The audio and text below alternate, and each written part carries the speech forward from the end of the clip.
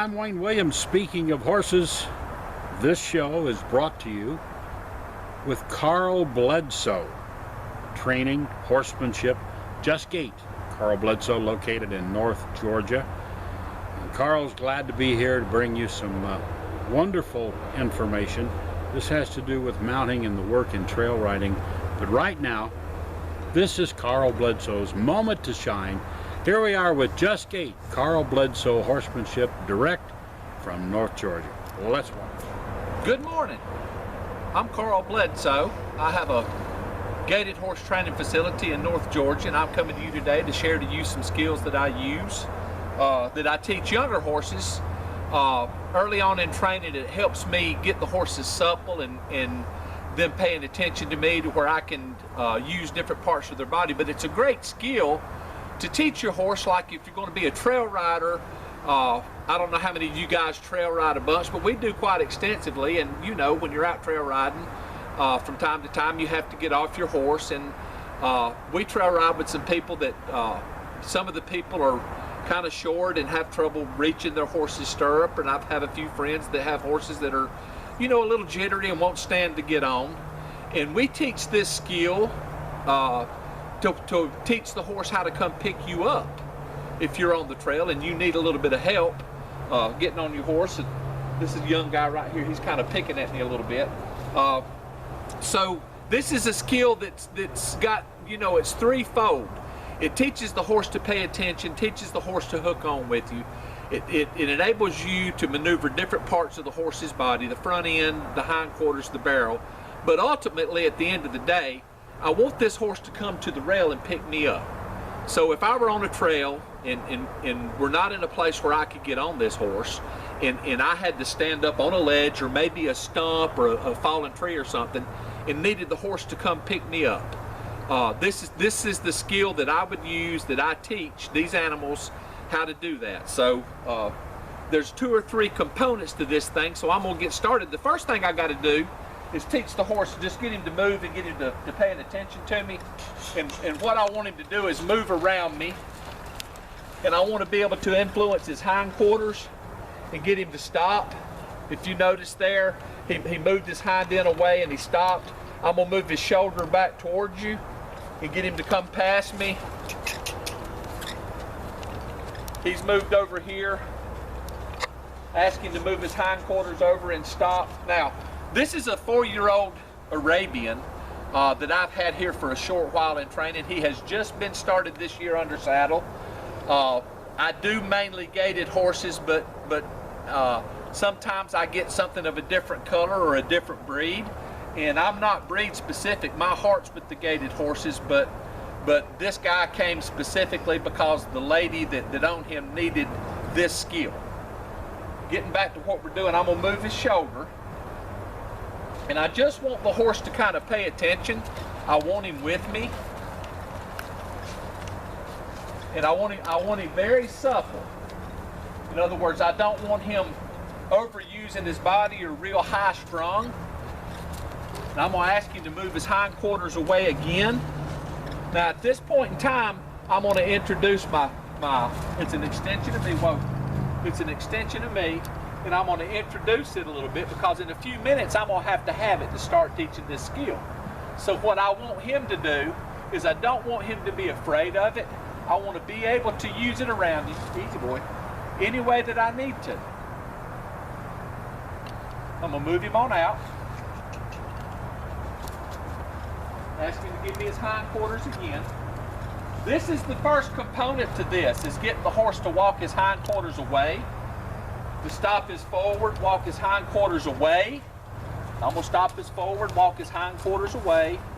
Let him turn off there just a little bit. Now break this down into steps, guys. You don't want to teach the horse to just run past you and disengage. You want him to disengage and stop and look at you. Lower his head if you would, and really be in the lesson, because what I'm trying to instill in this horse, if we're out on the trail and I need to communicate to him, he's going to have to shut off everything else that's going on around him, where he can know that I need him to come pick me up. But once again, I'm going to move his shoulder. I'm going to ask him to stop. And all I did was ask him to move his shoulder away from me. Now I'm going to ask him to go forward, go past me. When he gets past, move his hind end away and stop. He's anticipating me a little bit. That's the reason I said a few minutes ago, don't just make them run back and forth and disengage. Stop and break it down and take your time and spend some time with the horse. Now, I rubbed him a few minutes ago on his other side with my lunging whip, so I'm gonna rub him on this side with it. Get up over his head. All of this work you need to do up over the horse's head as well.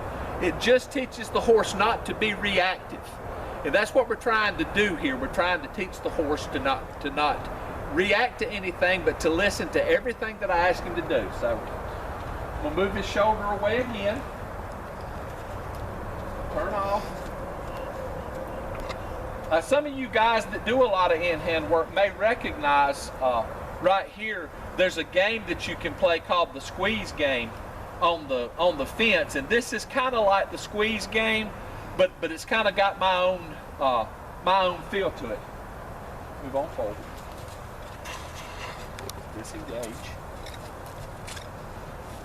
Back up just a little bit. Now all I'm doing with all of these different maneuvers, guys, is I'm getting the horse to watch me and not use any more energy and not overdo anything that I do.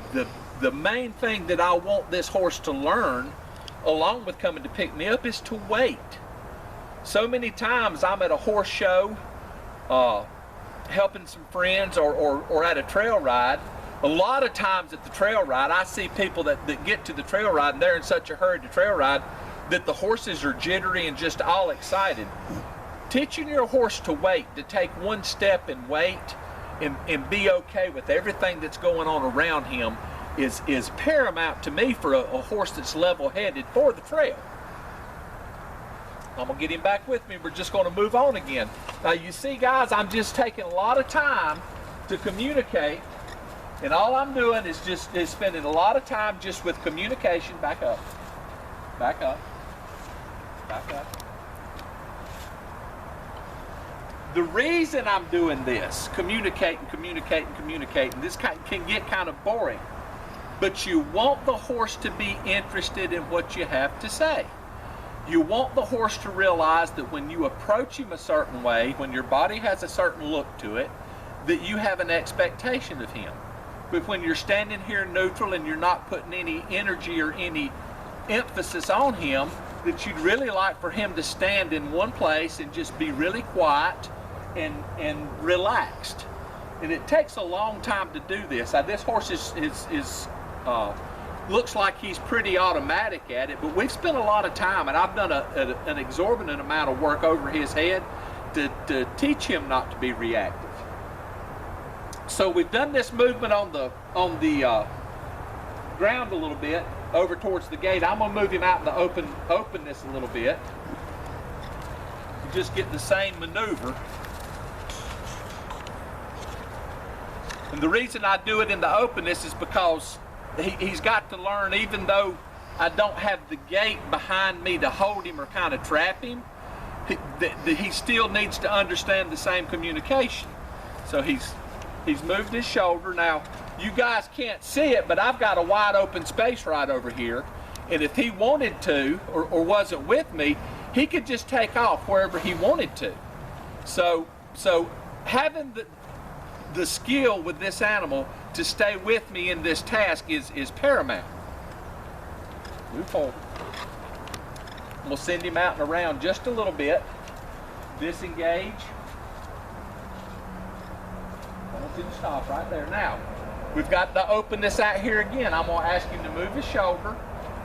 Then I want to turn off. And all I want him to do is just give me one step over. If I asked for another step, I could get it, but you guys can pretty well see that every question that I ask this horse, he's pretty much answering it. So we're going to stand for just a minute and let him relax, and then I'm going to get up on the rail and do the same movement and then show you guys how I get him to move over to me. So I'm going to spend a little bit of time rubbing, because after I get on the rail, I'm going to be on the top rail of the fence over here, and I'm going to be over the top of his head, and I'm going to be using my tools over his head, much like if I were sitting a straddle to him and needed him to do stuff. So I want him to be really relaxed and ready for what I'm asking him to do.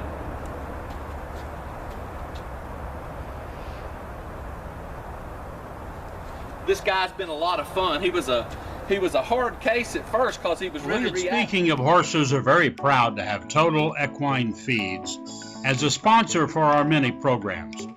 We are really happy to have Dr. Harry Anderson and Total Equine Feeds involved with Speaking of Horses. They manufacture all type of feeds and nutritional products for all types of animals, horses, equine, cattle, birds, all types. Total Equine Feeds is a great supporter and longtime friend of Speaking of Horses. Thank you to Total Equine Feeds. They are our family, and we only want the best for them. No standing water means clean, good tasting, algae-free, mosquito-free, and virus-free water.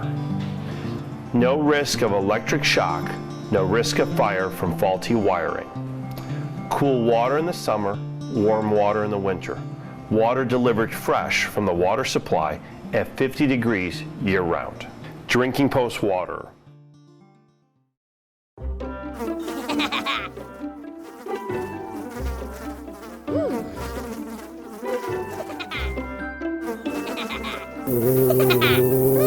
Horses. Piranha!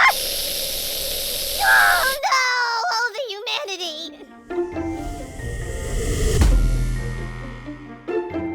Oh, piranha. The rural American lifestyle. It's how we work, and it's how we play. It's how we learn and how we enjoy the finer things in life. How we take care of our animals and tend to the land. It's a way of life. Has been for hundreds of years. Now there's a whole new way for rural America to watch. Equessentials Horse Care Products, a complete horse care package of all grooming, skin care, body care products, all from Equessentials. Developed by Dr. Tom Tweeton, these products are all tested and checked to make sure they're safe on your animals, horses, and in some cases dogs and the like. But you need to have Equessentials as a part of your tack box and routine. That's Equessentials Horse Care Products. So we're on the fence, and I'm just letting him get a good look at me. Don't have a big expectation yet. I'm gonna move around a little bit. I'm gonna raise my tools a little bit, and just let him find a place to relax and see that I'm not gonna hurt him. If they walk around a little bit after you get on the fence, don't try to make the horse stand still. It's in their nature when they're uncertain of something to want to move their feet. That's the flight instinct. So even though he's not running completely off and he's moving just a little bit, he is in flight mode a little bit until he's certain that I don't have an agenda, a hidden agenda, with being up here on the rail. So after I move my tools a little bit and get him kind of accustomed to me moving up over his head, I'm okay with he moves his feet just a little bit. I just want him to move from side to side and kind of stay relaxed. Ideally, what I would like for him to do is get to one side or the other. So I'm going to ask him to go on out and change my tools here and ask him to move his hind end over. Okay, so we're going to stand there just a little bit, and I'm going to relax and just let him get comfortable. Little bit by little bit, I'm going to bring him up over towards me and get him just to stand a little bit closer. Just a little bit closer. Come on, buddy, right? He's not certain right here, so I'm not going to force it. I'm waiting for him just to let down just a little bit. You see him blinking his eyes, so he's really, really, really trying to assess what's going on. Okay, he's licking a little bit, so he might be okay. Let me see if I can get him to move on forward. Come on. Good boy. Okay. So what I want to do is make certain that he is okay with the idea of me being up here. It doesn't matter, to me it doesn't matter how good your task is if the horse is not relaxed doing it. if he doesn't have a complete understanding and he's not completely relaxed to where he doesn't fear. You know, you can get a horse to do anything, but if he's not relaxed doing it, he's not going to remember it. So let me move him on forward. Change my tools around a little bit, get him to move his hind end away. Aren't you anticipated to go just a little bit? Back up. Back up. Good boy. Now what I'm trying to let him do is see me in both eyes. I want to make sure that both eyes are completely okay with me being up over his head, and then we'll start working a little bit. But I don't want him to equate me being up here on the rail that he has to overwork. I want him to stand as quietly with me up here as he did when I was on the ground. So you have to take your time and do this and be very methodical. And every time they do something correct, let them soak on it a few minutes. Stand there a few minutes and you know, play with your cell phone or talk to your buddy over there next to you or something, and give the horse time to settle in and get clear in his mind that you just want him to be right here with you and relaxed. He's kind of looking around. He wants to move a little bit. And see, I don't punish one for movement.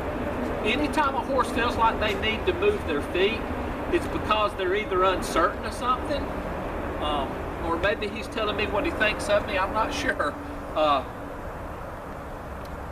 I am going to ask him to move a little bit now and get him back into the lesson. He's pretty much okay with me being up here.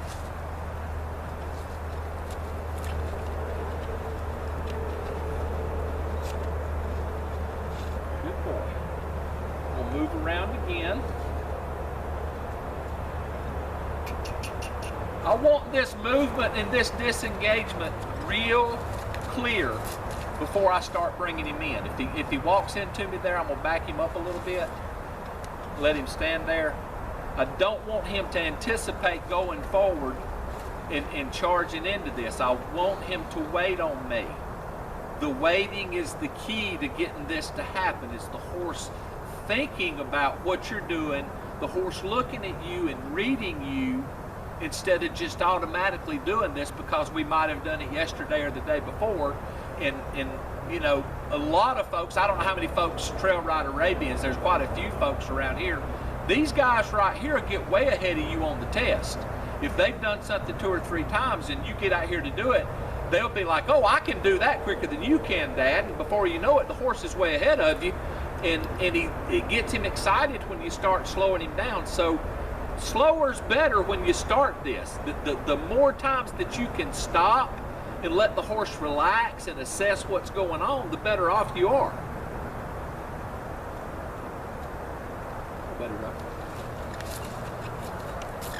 Now we're doing the same movement up here on the gate. Doing the same movement up here on the gate. Move your hind end over. Hind end over. Hind end over. This is the exact same movement that I was doing on the ground. He's just going backwards and forwards in front of me. So I've got him pretty well set up here to move. And what I'm going to do is I'm going to ask him right here to stop and face me. And I'm going to ask him to come in just a little bit. And it's been several days since he's done this, so he might say, Dad, I'm not certain. Okay. I'm going to rub him with my whip. Rub him with my whip. And I'm just going to reach back there and get him to move over here to me. Cool. Now, you notice how he's a little bit excited right here? He's raised his head. He's not certain what's going on. You see me move the whip and him clamp his tail a little bit. This is where you spend the most time with him relaxing. If you can make this be the place he's most comfortable, if he can find some comfort with you and you can work on his self-esteem right here and make him understand that you would really like for him to be here with you, they'll come to you every time and pick you up. So could you imagine being on a trail and having a little trouble getting on your horse? You might be, you know, you might be riding on a mountain trail or somewhere where there's just absolutely no way that you can get your foot high enough to get in the stirrup. And you get this horse to kind of come to you and pick you up and just stand here and wait on you to get on him. would be awesome. I'm gonna do this movement one more time. Move forward. Move him around there. Move him back over here. Change my tools, disengage his hindquarters. Bring him back over this way. Ask him to stop. Go forward a little bit more. Ask him to stop. Whoop. Come in here to me. Now really take your time doing this, okay? Just ask him to come over here to you. Back up just a little bit. Good boy. Good boy. Now guys, that's what you call having a horse with you. Understanding the skill set and absolutely trying his best to work with you. I hope I've helped you today with a task that would work good for your trail riding. I teach this task just to get the horses to be supple and relaxed. Enjoyed spending time with you this morning. You can find me on Facebook, Just Gait or Carl Bledsoe, or my website is Carl Bledsoe Horsemanship. You guys have a great day. Timeless fence systems, they're non-conductive, they're self-insulating, they're maintenance-free. Beyond that, they're very easy to install. They'll last for years and years. Timeless fence system. And we want to give a great big thank you to Adeptus, animal nutrition based on science, designed to help your horses and other pets and animals. Adeptus, now a part of the Piranha family.